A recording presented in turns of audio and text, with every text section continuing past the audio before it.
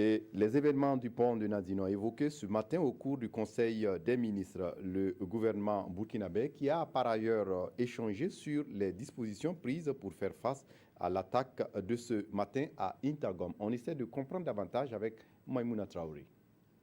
Intagom a été un sujet abordé à ce Conseil des ministres.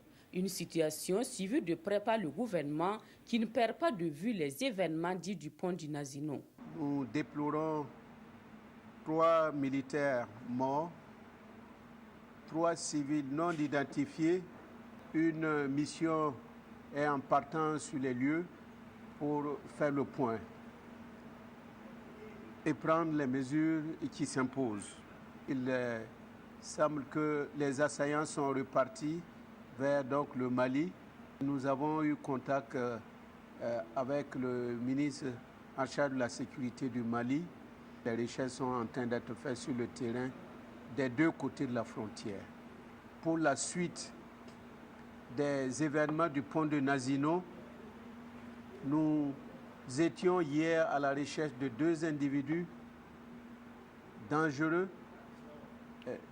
Dieu merci, un des éléments a été retrouvé, il reste un.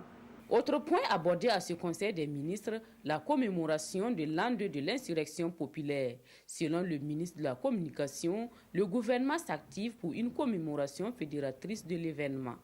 Le ministre s'est également prononcé sur les revendications du syndicat autonome des travailleurs de l'information et de la culture. Je n'ai pas reçu encore le préavis de grève de 96 heures, mais je n'attendrai pas le préavis pour reprendre langue avec eux. Je pense qu'on doit recommencer à discuter. Et comme je l'affirme, sur certaines questions, on peut faire des évolutions. Je pense qu'il y a des possibilités, parce qu'aujourd'hui, tout le monde est d'accord qu'il y a des acquis. Il reste certainement des questions importantes pour les conditions de travail et de vie des travailleurs des médias. Mais il y a des acquis. Un acquis, par exemple, c'est qu'aujourd'hui, la question du code vestimentaire, on est sur le principe de l'accepter pour tous les journalistes professionnels, quel que soit le lieu d'affectation. Ça n'existait pas avant.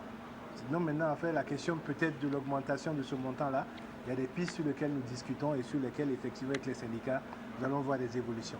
Le Conseil des ministres a aussi adopté un projet de loi sur la réglementation de la commande publique. Question d'assurer la conformité du dispositif national avec les normes internationales.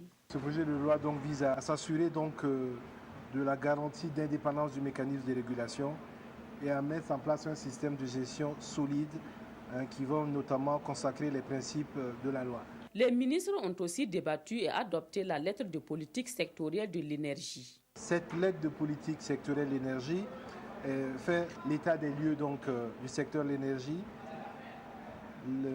également l'énoncé de la stratégie nationale en matière d'énergie pour la période 2016-2020 qui s'appuie sur 7 axes, notamment le développement de la production énergétique par les sources renouvelables, le renforcement de la production thermique d'électricité. 5 milliards de francs CFA, c'est la somme débloquée pour financer le programme d'insertion socio-professionnelle des jeunes, un programme pour favoriser l'auto-emploi des jeunes porteurs de projets innovants.